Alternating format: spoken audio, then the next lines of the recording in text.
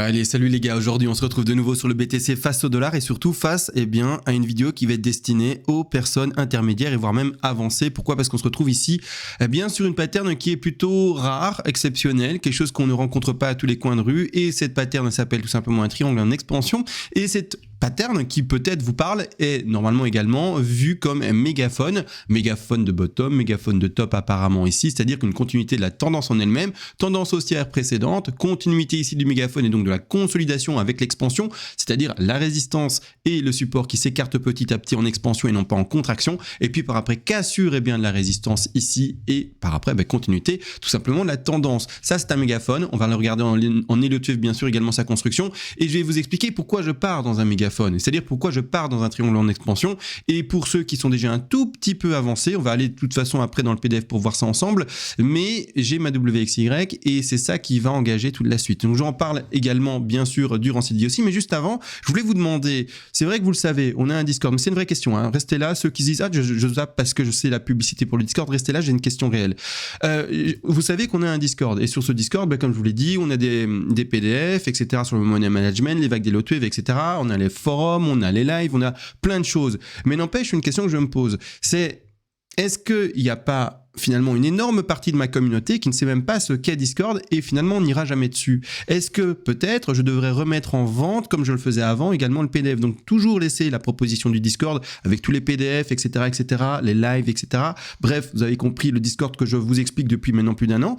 Mais peut-être aussi juste mettre pour un prix peut-être inférieur à l'entrée du Discord qui est 30 € pour un mois sur le Discord et avoir accès à tout ce que j'explique, bien se dire je vais mettre le PDF en vente tout seul, mais alors je parle pas de money management, hein. Je parle toujours de vagues d'Elliott, etc.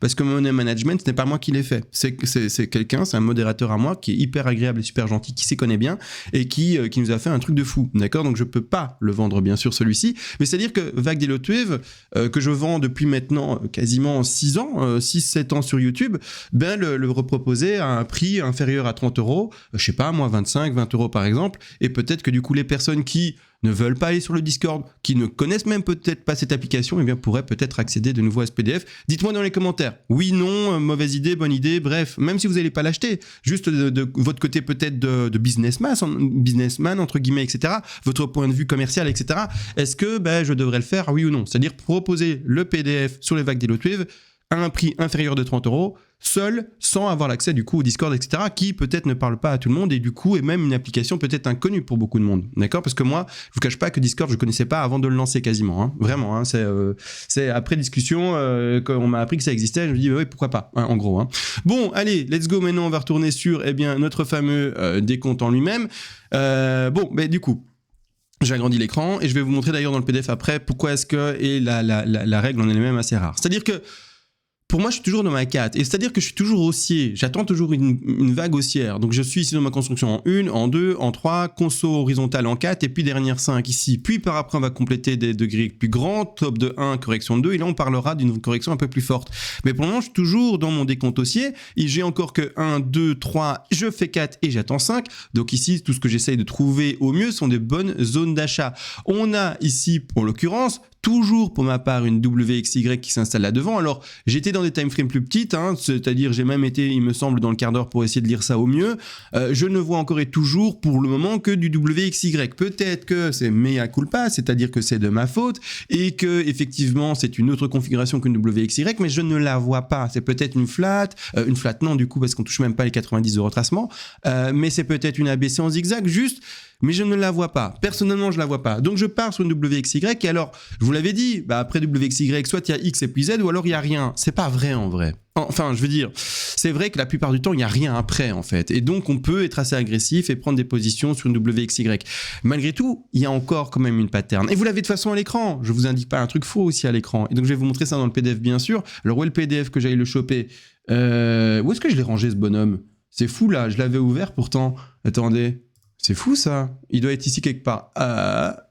Non, c'est... Bon écoutez, je l'ouvre, excusez-moi, on est en direct. Enfin, on n'est pas en direct vraiment, mais on est quasiment en direct, hein, vous le savez avec moi. Voilà, il était là.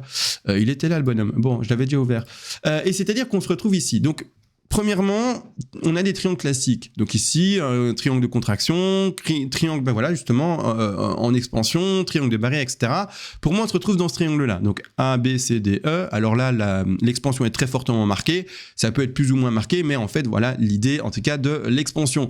Et quelle est la sous-configuration d'un triangle en lui-même, d'accord? La plupart du temps, c'est du zigzag. Ne cherchez même pas. C'est du zigzag, zigzag, zigzag. Mais, d'accord? Et c'est pour ça que je le mets pas en avant et c'est plutôt un cas rare, d'accord? Donc on va regarder, vague A, B, C, D, E, sont chacune sous-divisées en zigzag. La plupart du temps, c'est ça. C'est du zigzag partout. A, B, C, D, E, A, B, C, A, B, C, A, B, C, A, B, C, A, B, C en zigzag. Pas en flat ou quoi que ce soit. A, B, C. Parfois, une vague peut être disposée, et donc c'est-à-dire décomposée en WXY, d'accord? Et elle-même, la WXY, ne se fera qu'en zigzag, zigzag, zigzag, donc 3 fois zigzag. Et dans des cas plus rares, bref, on en parle d'autres choses, ça c'est encore plus rare, on n'en parlera pas, on n'en parlera pas maintenant, c'est pas nécessaire, parce qu'on n'est même pas encore dans la vague E, on en parlera plus tard. Mais c'est pour ça, moi j'ai ma WXY là. Et donc, je vois rien d'autre pour le moment, à part du coup ici un triangle en expansion. Pourquoi est-ce que je parle sur un triangle en expansion? C'est parce que vous voyez bien qu'on vient d'avoir un léger plus haut. Moi j'ai fini ma 3 ici, d'accord? On vient d'avoir un léger plus haut ici. Là on a eu notre précédente. Alors je vais mettre du coup le triangle en lui-même en plus épais, comme ça on peut quand même le lire et le visualiser plus correctement. Je vais lui mettre un grand degré, on va exagérer un peu. Vous voyez la A, la B, la C, la D et la E. On vient de faire un plus haut ici pour la B, d'accord? On vient de faire actuellement un tout léger. Alors à voir si ça va se faire un peu plus bas. Je vais pas valider la C maintenant, je la trouve un peu faiblarde un peu, mais bon, je vais plutôt attendre un tout petit peu avant de la valider. Si je dois rebondir maintenant, ok, on va vers la D, mais voilà, je vais peut-être attendre un peu pour la C avant de la confirmer, voir à quel point ça peut enfoncer plus, hein, là-dessus il n'y a pas de problème. Là j'attends vraiment, pour le moment, la consolidation ici de mon triangle en expansion. Je vais agrandir un peu les grands, clairement, et puis ensuite à partir des donc 3 ici en WXY, 3 ici pour remonter également, A, B, C apparemment, et puis de nouveau ici 3, 1, 2 et, attention, la pattern n'est peut-être pas finie, 3 également, puis après D et E, et toujours en 3, d'accord? Mais non n'empêche, le plus beau des pièges, ah non, même avant de parler des pièges, parlons d'abord des zones d'achat, d'accord? Donc on parle de notre triangle d'expansion, etc. Bon, d'accord, le petit détail, c'est pas le plus important. Là par contre, les zones d'achat qui ont été apposées, donc vous le savez, on a testé un trade assez agressif dans le range ici en espérant la cassure vers le haut. Alors oui, il y a eu cassure vers le haut, mais malheureusement, on réintègre et on va chercher notre stop loss, donc cette sortie de trade et c'est réglé. Je rappelle, les personnes qui pensent que les traders ne font que 10 trades sur 10 gagnants, c'est-à-dire que 100% de win, ça n'existe pas, d'accord? Donc on se réveille, on sait qu'il y a un money risk management, c'est pas pour rien que d'ailleurs sur le Discord, eh bien il y a le PDF sur le money et le risk management, donc on se réveille, d'accord? C'est important de le comprendre, il y aura des trades perdants, il y aura des trades gagnants, et c'est surtout en fait le risk reward et le money risk management qui va vous sauver, et c'est même pas qui va vous sauver, c'est juste la base, et c'est votre ligne de conduite qu'il faut tenir. Mais c'est-à-dire que là maintenant, malgré le trade perdu, c'est fait, on a pris notre pourcentage qui était bien sûr déjà prévisualisé et posé grâce à notre risk management. Mais on peut attendre potentiellement, du coup, encore maintenant, la zone première d'achat, qui est le retracement classique d'une 4, des 50 275 $. Alors, comment ça se traduit? Vous prenez votre Fibonacci de retracement, vous allez au top de 3 et vous allez au bas de la 2, et vous placez vos zones d'achat sur les 23,6, 38,2, 50. Moi, personnellement, je vais favoriser les 23,6 et les 38,2, beaucoup moins les 50, mais donc ça peut écraser assez fort. Maintenant, à voir comment le triangle va s'exprimer. Peut-être ça va être un triangle chelou. Enfin, un triangle chelou. Un triangle fou. Vous voyez ce que je veux dire?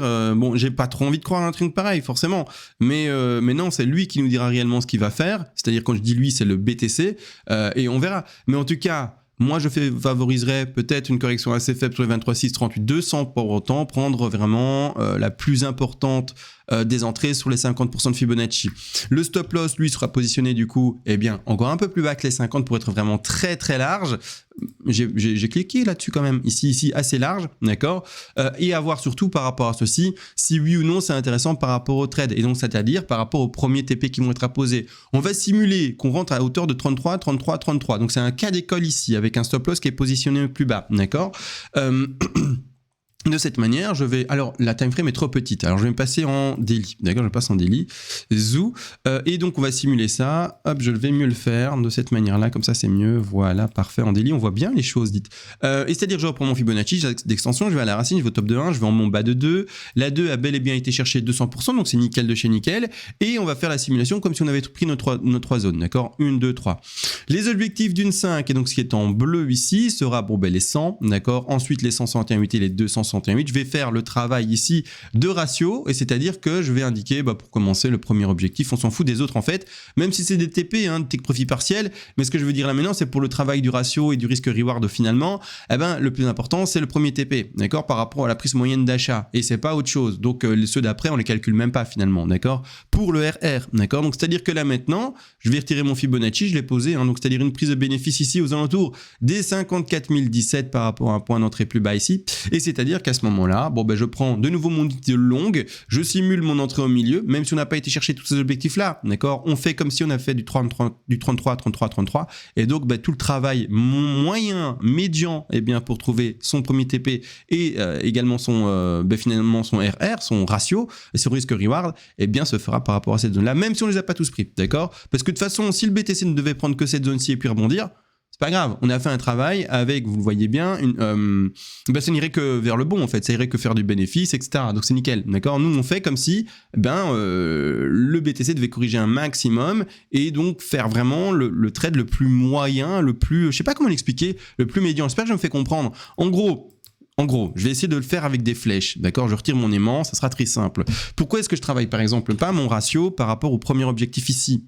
D'accord, c'est ça que j'essaie d'expliquer. Parce que du coup, si le ratio, je le travaille par rapport à là, il va être mauvais. D'accord, il va être mauvais, il va être foiré, tout simplement. D'accord, il va être à 1.07, ça c'est encore de la chance, mais voilà, on va exagérer. On va faire exprès qu'on soit vraiment sur du négatif, c'est-à-dire à moins 1. D'accord, donc c'est-à-dire en dessous de 1.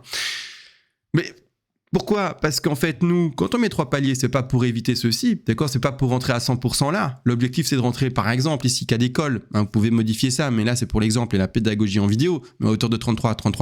Donc, il y a 66% qui sont encore alloués à là-bas en dessous, d'accord? Donc, vous n'allez pas rentrer à 100%. Donc, on simule le cas où on va tout chercher pour travailler le ratio. Et si jamais le BTC ne devait faire que ça, et c'est ça que j'essayais d'exprimer, mais j'y arrivais pas, si le BTC ne devait faire que ça, et puis rebondir, on s'en fout en fait, je veux dire, c'est cool, c'est gagnant, d'accord? Nous on a calculé des trucs pires, où le BTC devait aller plus bas, etc. Mais donc s'il devait ne prendre que le premier palier et pumper, c'est juste tant mieux, enfin je veux dire, on s'en fout, enfin je veux dire, c'est gagnant. Cool. Donc le ratio est fait bien sûr par rapport à l'entrée moyenne dans le cas où le trade devait se développer avec la prise complète des take profit partiels, non, des points d'entrée et bien sûr non pas de tous les take profit partiels par après mais juste le premier. Également la même chose, pourquoi pas tous? Tout simplement, donc j'en invente là, hein, je vais faire du copier-coller et les mettre en haut. Voilà, la même chose. Pourquoi est-ce que bien sûr, on fait le RR par rapport et donc le risque reward et donc le ratio que par rapport au premier? Parce que si vous le faites par rapport aux autres, alors j'ai l'impression de me répéter par rapport aux autres vidéos, mais c'est important en fait. Et pourquoi je dis que c'est important? Parce que tout récemment, j'ai vu quelqu'un qui expliquait qu'il avait du mal à positionner ses take profit partiels, à calculer ses ratios, à mettre son stop loss et des choses comme ça. Je l'explique dans toutes mes vidéos quasi. Et je trouve ça dommage que du coup on n'écoute pas ce que je dis et que le retour que je puisse en avoir, c'est je sais pas où mettre mes stops. C'est je sais pas, enfin ou en tout cas où mettre mon stop. Je sais pas où mettre mes take profit partiels. Je sais pas quand prendre un bénéfice. Je l'explique tout le temps. Donc il faut vraiment, j'ai été un peu perdu. Ça s'est passé hier et j'étais un peu perdu. Je me suis dit, je sais même plus quoi répondre. Du coup voilà, j'étais un peu perdu. J'étais perdu. Je l'avoue, j'étais perdu. Je me dis pourtant je l'explique dans toutes mes vidéos. Ça s'est passé sur le Discord hein, pour ceux qui sont curieux, mais voilà, j'étais vraiment perdu. Je me dis mais il suffit de regarder mes vidéos, c'est juste voilà. Mais donc un peu d'attention et on va retenir ensemble, hein. Ça va les gars. Donc de cette manière-là, maintenant que voilà, j'ai expliqué ça. Si vous faites un travail par rapport à bien d'objectifs supérieurs, d'accord? En vous disant, voilà, je vais prendre 33, et donc je fais mon travail de prise de bénéfice, et donc c'est-à-dire mon RR par rapport, par exemple, à un médian. Comme on l'a fait ici, par exemple, pour les entrées. Non, ça va pas. Parce que là, c'est pas une question de si, en fait, on devait toucher que celui-ci, repumper, cool, ça fait du bénéfice. Non, là, c'est le contraire. Hein, c'est si jamais, au contraire, vous faites un travail avec un ratio qui est positif en haut, mais que malheureusement, là, il est négatif, et que, là, on fait ce travail-là, et en fait, on ne devait que, tout simplement rebondir un peu et puis cracher. Non, ça va pas, d'accord? Ça va pas. Là, c'est une autre chose. C'est-à-dire que on doit avoir le pire possible, et et se dire est-ce que si c'est le pire qui se passe, c'est quand même un trait cohérent. N'allez pas chercher des objectifs au-dessus en voulant vous faire un objectif du coup super séduisant avec un R qui va être cool. Non, là il faudra voir le pire pour quand on va prendre du bénéfice, et il faut également entre guillemets du coup voir le pire dans la prise d'entrée, d'accord? C'est-à-dire que le BTC irait chercher tous les objectifs et c'est-à-dire finalement on aurait corrigé un maximum, d'accord? Toujours voir le pire et pas le mieux, d'accord? Voilà, j'espère que j'étais compréhensible sur cette explication ici aussi également. J'ai l'impression que je fais une vidéo depuis une demi-heure déjà, 1 heure. Faut pas que ça soit trop long non plus, 1/4 d'heure ça va. Mais voilà, là aujourd'hui, j'espère que je vous ai quand même bien expliqué ça. Dites-moi dans les commentaires si c'était compréhensible mes explications par rapport au trade. J'ai l'impression que j'étais à côté de mes pompes, mais ça devrait aller. Hein. Malgré tout ici, voilà où on en est, d'accord, par rapport au BTC. Je vous invite à venir sur le Discord et dites-moi bien dans les commentaires si oui ou non je mets le PDF sur les Elliott Wave et uniquement les Elliott Wave. Également en vente, mais du coup hors Discord, parce qu'il y a des gens qui veulent peut-être pas aller sur le Discord. Dites-moi dans les commentaires ceux qui connaissent pas le Discord, ceux dont cette application ne leur parle pas. Non, je n'irai jamais sur un Discord parce que voilà, je sais pas ce que c'est, ça m'intéresse pas plus. Voilà, je suis bien sur Google et sur Internet. Vous voyez ce que je veux dire? Moi, pour vous dire ma vraie expérience, Discord. Je connaissais pas. On en a parlé et on m'a dit pourquoi tu ouvrirais pas un Discord? Je fais ah bon? Et qu'est-ce que c'est en fait? Et je me suis renseigné, ça fait quoi? 1 an et demi, 2 ans maintenant que je sais c'est quoi un Discord? C'est tout. Je suis tout nouveau dans le truc, je connaissais pas non plus. Hein. Discord, je crois qu'au début c'est un truc de gamer. C'est pour les gens qui veulent jouer à des jeux vidéo, je pense. Beaucoup. Et puis après, je crois qu'il y a des communautés diverses qui se sont créées dessus. Mais au début, je crois que c'est l'ancien TeamSpeak. Vous voyez ce que je veux dire? Ceux qui ont connu TeamSpeak à l'époque. Je crois que c'est ça de base, Discord. Et puis après, il y a eu des communautés qui sont créées dessus et c'est un peu peaufiné voilà, un peu peaufiné avec des forums possibles, etc. Mais au début, je pense que c'est surtout un espèce de Skype. Vous voyez ce que je veux dire? Un espèce de TeamSpeak. Bon, on a tout dit. On se retrouve à la prochaine. Mettez un petit like et des commentaires et n'oubliez pas, indiquez-moi tout ça par rapport aux infos que je vous ai demandé sur le PDF. Des bisous et on se voit à la prochaine. Ciao les gars.